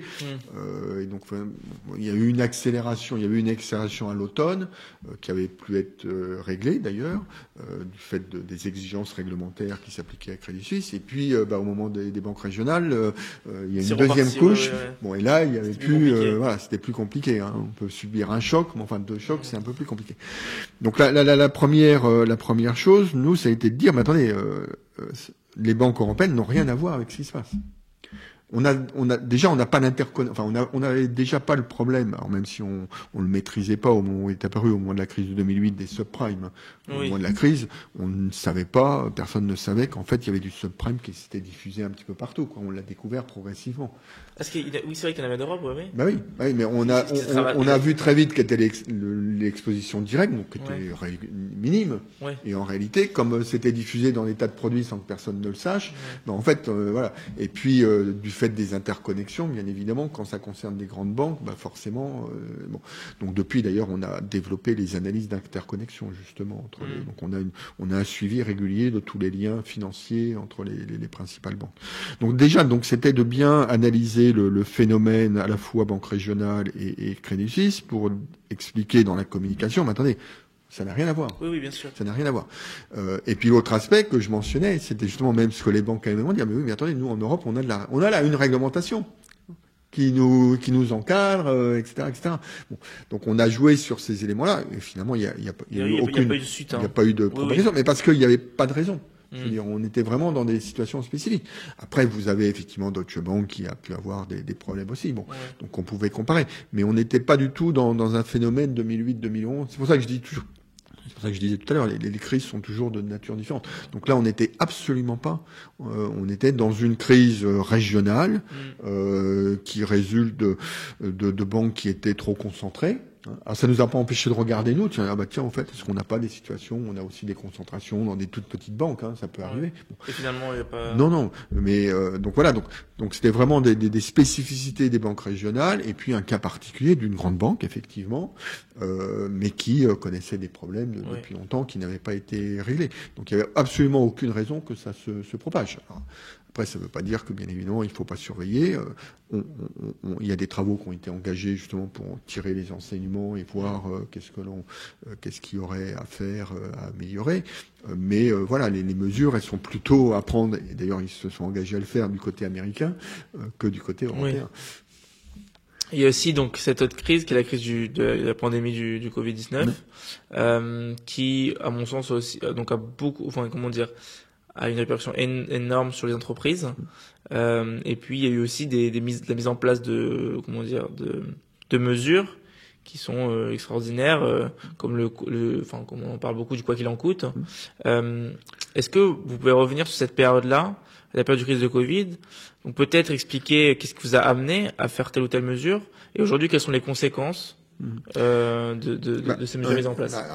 Moi, c'est d'autant plus intéressant pour moi que j'avais vécu la crise de 2008 et géré dans ma fonction. C'était bien évidemment l'État qui gérait aussi, participait avec l'État. Et donc là, on gérait un problème des banques. Oui. en 2008-2009, en essayant d'éviter la répercussion entreprise. Donc c'est pour ça qu'il y a eu la création de la médiation, mais on gérait un problème des banques. Crise Covid, on était où c'était un problème entreprise, parce qu'il y avait arrêt d'activité. Alors, il y a eu un aspect bancaire. Moi, je m'en suis pas occupé. Ça a été mes collègues à la CPR qui s'en sont occupés. On a dit, il faut peut-être alléger certaines contraintes des banques pour être sûr qu'elles puissent financer les entreprises. Mais l'axe principal, c'était effectivement sur les entreprises. Et donc là, c'était intéressant, puisque finalement, j'étais dans le pendant de ce qu'on avait fait en 2008, où l'État avait mis des moyens financiers pour accompagner les banques. Là, l'État mettait les moyens financiers pour accompagner les entreprises. Donc moi j'ai été impliqué, alors pas forcément directement pas directement dans les discussions. Il y a eu plusieurs axes, donc il y a eu, je dirais, toute une partie subventions qui ont été mises en œuvre progressivement. Moi, ce qui m'a concerné plus, c'était la partie prêt garanti par l'État, puisque là ça rejoignait ma mission de médiateur du crédit. Donc il y a un dispositif qui très vite a été discuté entre l'État et les banques pour mettre en place des prêts garantis par l'État. Et donc moi, mon rôle, il a été... Qui était à 0%, non ? Qui était effectivement à 0% sur 6 ans. Et donc moi, mon rôle, il a été de gérer, au travers de la médiation du crédit, justement, les refus de prêts. Parce que les banques s'étaient engagées à les distribuer, mais là non plus, il y avait pas, même si c'est garanti par l'État, ça n'est pas totalement, et les banques étaient libres de les accorder ou non. Donc il y avait un certain nombre de refus qui étaient faits. Et donc ces refus, les entreprises pouvaient venir à la médiation. Et donc c'est là que je mentionnais tout à l'heure, on était l'indicateur. Donc moi j'avais mis en place un recensement quotidien. Donc moi c'était dans mes départements. Donc tous les soirs il me remontait des chiffres que je pouvais fournir au gouverneur qui les donnait au ministre. Dire voilà, il y a combien de refus. Enfin, combien de dossiers en médiation, c'était pas des refus. Bon. Et donc ça permettait de suivre, est-ce que et donc finalement on était dans des proportions extrêmement faibles. Donc ce qui permettait de conforter le discours des banques. Oui, nous on fait ce qu'il faut, on accompagne. Oui, bien sûr. Donc il y avait un suivi aussi statistique. Enfin là c'était la BPI qui le suivait, de la montée en charge de la distribution. Oui. Donc il y avait à la fois la statistique de distribution et puis moi je fournissais la statistique de médiation. Et puis après je fournissais aussi l'information dans mon rôle d'animation. Donc j'étais un peu le porte-parole entre guillemets de l'État auprès de mes médiations pour leur donner les informations sur le terrain, de savoir les différents dispositifs qui étaient mis en place. Voilà, donc j'étais véhicule d'information et aussi de remontée d'informations, c'est-à-dire de remontée de terrain justement sur ce qui se passait pour informer le gouverneur et les services de Bercy pour voir s'il y avait des ajustements qui ont été nécessaires. Et puis ensuite il y a eu une autre partie alors plus récente. Au moment où le dispositif finalement s'est arrêté, où il s'est posé la question d'éventuellement de restructurer certains PGE. Et donc là, l'État avait décidé qu'il y avait des restructurations possibles dans le cadre des procédures collectives, donc qui passent par les tribunaux. Et moi, du coup, à l'époque, j'avais expliqué, oui, mais attention, une très petite entreprise, c'est quand même largement celles qui ont bénéficié des PGE, ça va leur coûter cher, c'est compliqué, une procédure dans les tribunaux, on pourrait mettre en place une procédure par la médiation. Donc on a mis en place un dispositif par la médiation qui a été approuvé par la Commission européenne et donc qui permettait de traiter des demandes de restructuration en passant par la médiation du crédit, qui est un service gratuit, c'est un service public, donc ce qui permet qui permettait de traiter que plus simplement des crédits bancaires. Après, quand c'est des gros dossiers, il y a d'autres problèmes, donc ça, on peut pas le traiter par la médiation, parce que s'il y a des baux commerciaux, des crédits fournisseurs, etc. Donc voilà. Donc j'ai été un acteur, je dirais, en termes de plus d'informations qu'au cœur de la définition des dispositifs. Donc après, c'est un dispositif qui a très bien fonctionné. Il y a eu plusieurs rapports, y compris de la Cour des comptes, qui ont montré que ça avait bien fonctionné. Les remboursements se passent de manière satisfaisante. Oui, voilà, c'est la question que j'avais. Il n'y a pas d'alerte particulière. Bon, après, c'est vrai que c'est une contrainte quand même pour un certain nombre d'entreprises, notamment des petites entreprises. Donc là, j'ai pas encore on va publier une analyse, mais je n'ai pas encore vu sur le comportement différent des petites, des entreprises qui ont bénéficié des PGE et celles qui n'ont pas bénéficié. Donc il y a probablement des petites entreprises où le dirigeant se paye moins, où il va limiter son activité parce qu'il va préférer rembourser son prêt. Ce qui est bien, parce que c'est Oui, dans tous les cas, après, enfin, l'idée c'est que si jamais elles n'avaient pas eu ce prêt-là, l'entreprise n'aurait pas survécu à la oui. crise. Donc, Enfin, où elle aurait eu du mal elle à aurait du mal, survivre. ouais. Enfin, en tous les cas, ce prêt, même s'il est grandement garanti par l'État, il doit se rembourser. Donc les entreprises le remboursent.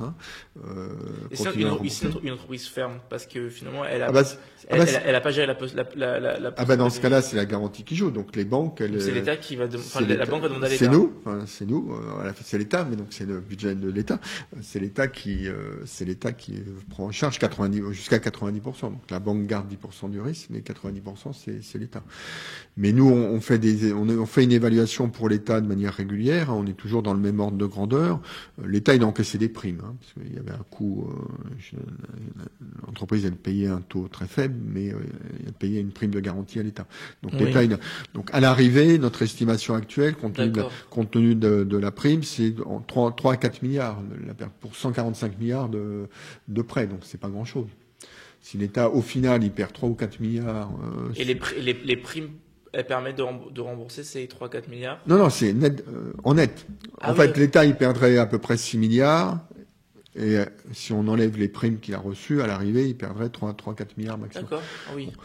Donc aujourd'hui, on est à peu près, permis, on est à peu près à l'équilibre, je crois, entre les primes encaissées, parce que l'État, il a encaissé les primes dès le début, hein. Oui. C'est les banques qui répercutent ensuite aux entreprises le coût de la prime de manière étalée. Donc l'État, il est encaissé. Donc aujourd'hui, il est à peu près à l'équilibre. Donc là, il va commencer à perdre de l'argent. Mais bon, si l'État, à l'arrivée, perd 3 milliards sur 145 milliards distribués, je dirais le fonds de solidarité ou les aides coûts fixes, ça a coûté 70-80 milliards. Hein. Donc là, c'est perdu. Enfin, perdu. Ouais. C'est un coût complet pour l'État. Oui. Alors que le prêt, voilà. Oui, sur les chiffres, ils perdent, mais même potentiellement, ces entreprises-là qu'ils ont réussi à sauver, elles vont rapporter. C'est le principe du quoi qu'il en coûte. Là aussi, après, c'est un coût pour le budget de l'État. Oui. Mais le quoi qu'il en coûte, on verra des économistes qui feront peut-être des analyses dans 10 ans. Mais enfin, aujourd'hui, tout le monde considère que c'était totalement justifié. Okay. L'objectif, c'était de maintenir les activités et les emplois. C'est ce qui a été fait, c'est ce qui s'est produit. C'est pour ça qu'on a une augmentation des défaillances aujourd'hui. Oui, bien. Vous arrivez à un moment où il y a un effet rattrapage, en partie, d'entreprises qui auraient dû disparaître et qui disparaissent seulement maintenant. Mais ça aurait certainement coûté beaucoup plus cher si il n'y avait pas eu cette politique. Ça veut dire les entreprises, elles auraient dû licencier du personnel. Après, il faut les réengager, les former. Enfin bon. Oui, pour ces conséquences beaucoup plus qu'économiques. Voilà, donc là, on a mis l'économie sous cocon. L'État a financé. Alors, après, il y en a qui disent pas assez. Bon, on peut toujours discuter, mais enfin bon, quand même largement. Et puis après, on a bien vu dans la croissance. Hein, on avait une chute de croissance 2020, et puis dès que c'est libéré, c'est reparti très vite. Bon, après. Il y a eu la crise de l'énergie, l'Ukraine, etc., qui a ajouté des complications. Mais sinon, c'est quand même une politique qui a montré ses résultats. Bon, avec une difficulté qu'il faut gérer maintenant, ça sera le nouveau gouvernement, qui est quand même la dette publique. Ça a quand même contribué à l'accroissement de la dette publique. Donc, il y a un sujet qui existait, hein, on l'a pas créé, enfin, qui a augmenté. Bon.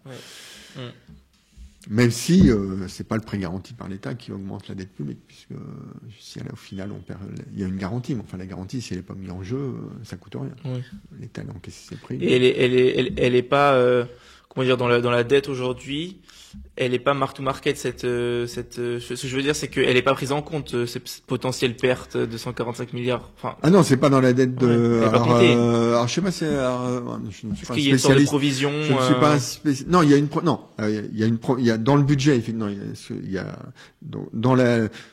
Enfin, la garantie, elle apparaît. Alors, je sais pas comment elle apparaît dans la comptabilité publique. C'est une garantie, donc c'est du hors bilan. Enfin, je pense pas que l'État ait du hors bilan, mais je ne suis pas un spécialiste. Par contre, elle apparaît effectivement. Elle est traduite. C'est pour ça qu'on fait une évaluation pour l'État chaque année dans la loi de finances. C'est-à-dire dans la loi de finances, l'État y met le montant qu'il est susceptible de payer chaque année. Donc les 6 milliards que j'évoquais de pertes, l'État il le ventile. Enfin, on lui ventile. Enfin, il le fait sur les différentes années et il met en face les prix. Et puis au résultat, il a X milliards. Par exemple, je sais plus dans le budget, par exemple 2022, il a repris en fait le montant qu'il avait inscrit, mais en fait il a pas perdu. Donc il a repris en fin d'année le montant. Donc ça apparaît en fait en fonction de la perte dans chaque budget annuel. Bon, on arrive à la dernière partie du podcast, donc c'est une partie conseil pour les étudiants. Finalement, c'est d'abord peut-être une partie conseil pour les étudiants qui aimeraient s'orienter vers le monde de la finance, peut-être précisément sur l'argumentation. La Banque de France. La Banque de France. Quel conseil vous donneriez à un étudiant qui veut intégrer la Banque de France? Aujourd'hui, pour vous, quelles sont les compétences clés à avoir pour intégrer Alors en termes de métiers, on a une très grande diversité de métiers. J'évoquais les 3 S, mais voilà, on a des métiers spécialisés dans la finance, mais enfin on a de l'informatique, on a de la ressource humaine, donc on a vraiment, on est à la recherche d'une multitude de compétences. Donc au niveau de la Banque de France, on a un recrutement très diversifié. Historiquement, on recrutait que par concours. Aujourd'hui, on recrute toujours par concours. Donc on a des concours, ce qu'on appelle cadre de direction, c'est le concours que j'ai passé. Donc des gens qui ont 4-5 ans d'études supérieures. On a un concours intermédiaire qu'on appelle cadre, donc ça correspond un peu à l'encadrement. Mais on recrute également, au début on recrutait des personnes à l'extérieur, donc qui avaient déjà une expérience, pour justement compléter des profils. Donc on le faisait essentiellement dans l'informatique, nous on le faisait justement dans le contrôle bancaire, des spécialistes de marché, des spécialistes de modèles, on a commencé à recruter. Donc des gens qui avaient déjà une expérience. Maintenant on recrute y compris en sortie d'école. C'est-à-dire qu'on a en parallèle des gens, soit ils passent le concours, soit ils sont recrutés directement en sortie d'école. Ouais, après un stage ou... Alors on a développé. Alors avant on pouvait... J'ai des amis qui sont en stage. On a permis, parce que justement avant on avait cette politique où on ne faisait que le concours ou les gens qui avaient de l'expérience. Donc les gens qui venaient en stage ou en alternance chez nous, à la fin on leur disait au revoir. Vous pouvez... Ce qui était quand même pas très satisfaisant. Donc maintenant, on a effectivement des gens que l'on prend en stage. Au début, donc c'est une durée variable, 3 mois, 4 mois, 6 mois, ça dépend, dans nos différents métiers. Donc ça, c'est régulier. Donc souvent, on essaye de le faire justement des stages de fin d'études, pas uniquement, mais des stages de fin d'études, ce qui permet ensuite, éventuellement, à la personne d'être recrutée. Alors soit elle choisit de passer le concours, soit elle est recrutée directement. Et pareil pour des alternants. Donc on a à peu près 150 alternants chaque année à la Banque de France et dans nos différents métiers. Donc vraiment, il n'y a pas de... On cherche de tout, quoi. Des juristes, des financiers, des ressources humaines, des informaticiens. Enfin, il n'y a pas de... Bon. Après, ce qui compte, c'est voilà la capacité, l'agilité, la capacité de s'adapter. Mais bon, parce que bon, je dirais dans toutes les études, on apprend à travailler. En réalité, bon, après, on est spécialisé un peu dans un domaine, mais et puis au niveau de la Banque de France, on essaye. Alors, j'en suis pas forcément le bon exemple, parce que j'ai quand même une carrière assez marquée contrôle bancaire, même si j'ai exercé différentes fonctions. Mais on essaye de plus en plus de diversifier les choses. D'accord. C'est-à-dire on est, comme je disais, on est à la fois industriel, on fabrique des billets, on fabrique du papier, et puis on a des gens qui font des études, des modèles, des économètres, voilà. Donc, on a vraiment, enfin, voilà. Donc c'est vraiment la Banque de France et on dit toujours 1000 métiers. Alors je sais pas si c'est de la com où ça correspond exactement, mais il y a beaucoup. Il y en a en tous les cas énormément. On a donc il y a vraiment cette diversité et avec qui permet des évolutions de carrière au sein de la Banque de France et qui permet aussi des évolutions de carrière en dehors de la Banque de France, soit de manière plus ou moins longue. Donc moi j'en ai bénéficié en allant en Algérie en début de carrière. Maintenant, je veux dire, il y a ces institutions européennes, la Banque centrale européenne, en matière de résolution, il y a un conseil à Bruxelles. On a des autorités aussi qui ont été créées européennes, dont certaines sont à Paris. Voilà. Donc on a des gens qui sont, on continue à faire en ambassade comme j'ai été aussi, mais voilà, donc on a des gens qui vont au Fonds monétaire international aussi, à la Banque mondiale, enfin voilà, donc on a aussi la possibilité d'envoyer des collaborateurs pendant des périodes plus ou moins longues dans des institutions ou des organismes en France aussi. Enfin bon, on envoie des gens régulièrement à la Direction générale du Trésor, justement, sur les aspects, s'ils connaissent la partie bancaire ou assurantielle, et ils vont travailler dans les bureaux, etc. Donc on a à la fois cette diversité de métiers au sein de la banque, et cette possibilité, d'ouvrir d'ouvrir nos collaborateurs sur l'extérieur. Donc il y a vraiment pas on n'a pas de spécialisation. Enfin il y a pas de Traditionnellement, moi j'en suis issu, hein, c'était Sciences Po, très majoritairement. Oui. Voilà, maintenant on a un recrutement, on a besoin de spécialistes. On avait même à un moment donné, on l'a arrêté, c'est pour ça qu'on a recruté directement d'ailleurs en sortie d'école. On avait créé un concours spécialisé scientifique, parce qu'on avait du mal à attirer des scientifiques via notre concours. Parce qu'en plus ils étaient en concurrence avec des généralistes, Oui, donc on était assez, même s'il y avait une option, mais enfin ça suffit pas toujours. Donc on avait créé un concours spécialisé scientifique, bon, qui n'a pas vraiment fonctionné. Donc c'est pour ça c'est à ce moment-là qu'on a ouvert notre politique de recrutement, en recrutant directement les écoles. dans les écoles. Donc on fait aussi beaucoup, notre direction RH fait beaucoup de promotions justement dans les écoles pour présenter nos métiers et attirer. Donc il y a vraiment, on s'adresse vraiment à tous les types de profils compte tenu de notre diversité de métiers. Okay. Donc on a des gens qui vont être dans l'activité opérationnelle propre, des gens qui vont faire des études. Enfin, il y a vraiment pour tous les goûts. Alors la différence de recrutement, c'est quelqu'un qui passe le concours, il va exprimer un souhait, mais il sera affecté en fonction de nos propres besoins. Oui, on essaye de satisfaire le souhait, mais ça colle. Quelqu'un qui va être recruté directement, il est recruté pour un poste bien défini. Qu'il a choisi. Oui. Après, l'objectif, c'est de le faire évoluer aussi. Donc il ne va pas rester indéfiniment sur ce poste-là. Donc on a vraiment cette diversité, cette possibilité d'offrir, et puis en termes de fonctionnement, comme maintenant toutes les entreprises, hein, on a cet équilibre vie privée, vie professionnelle avec le télétravail, donc, qui permet aussi de gérer plus aisément sa vie privée. Donc voilà, donc c'est une institution qui présente énormément d'avantages et énormément de métiers. Et j'évoquais notre réseau, on a aussi la possibilité d'aller c'est pas que à Paris, hein, au siège. On a des gens, enfin notre usine, elle est à Chamalières, mais on est présent dans tous les départements. Donc il y a aussi la possibilité d'aller dans le réseau pour ceux qui souhaitent. Alors ils peuvent pas y rester indéfiniment. Hein, donc quelqu'un qui souhaite aller dans telle région, à un moment donné, on lui demandera de bouger, enfin de bouger. On a une succursale par département, donc ça peut permettre de rester dans une région. Mais enfin bon, l'idée c'est quand même de ne pas rester au même endroit. Bien sûr. Alors peut-être pour terminer ce podcast, aussi avoir un mot pour peut-être les jeunes professionnels, les gens qui sont déjà sortis, qui sont déjà plus étudiants, et apporter votre point de vue sur, selon vous, quelles sont les opportunités dans le monde de la finance, peut-être en lien avec les activités de la Banque de France, mais quels sont, selon vous, finalement les grands défis, les gros enjeux de demain? L'un des défis, on l'a au niveau de la Banque de France, mais je pense que les banques, enfin le monde de la finance, la plus, c'est tout ce qui tourne autour de l'intelligence artificielle. D'accord. Comment intégrer l'intelligence artificielle dans les processus, n'ayant pas la crainte que ça conduise à des réductions d'effectifs, parce que ça crée d'autres besoins, etc. Un nouveau médiateur national du crédit qui va se réunir. Ça crée d'autres besoins, mais c'est vrai que voilà, il y a un vrai sujet de comment utiliser ces nouvelles de manière plus générale les nouvelles technologies. Hein. C'est pour ça qu'on est le monde de la finance et la Banque de France s'inscrit dans ce cadre-là, va avoir besoin toujours besoin bien évidemment de généralistes, mais voilà de gens qui vont être spécialisés dans scientifiques ou en tous les cas dans des domaines qui vont être impactants pour l'activité, où ça permet des gains de productivité. Hein, et tout le monde, l'entreprise, la recherche de gains de productivité.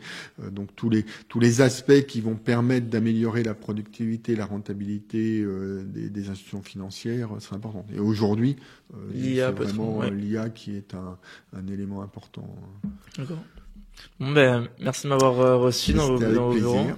Et voilà, merci à vous pour expliquer ce qu'est la Banque de France et ce que sont ses métiers. Merci à vous.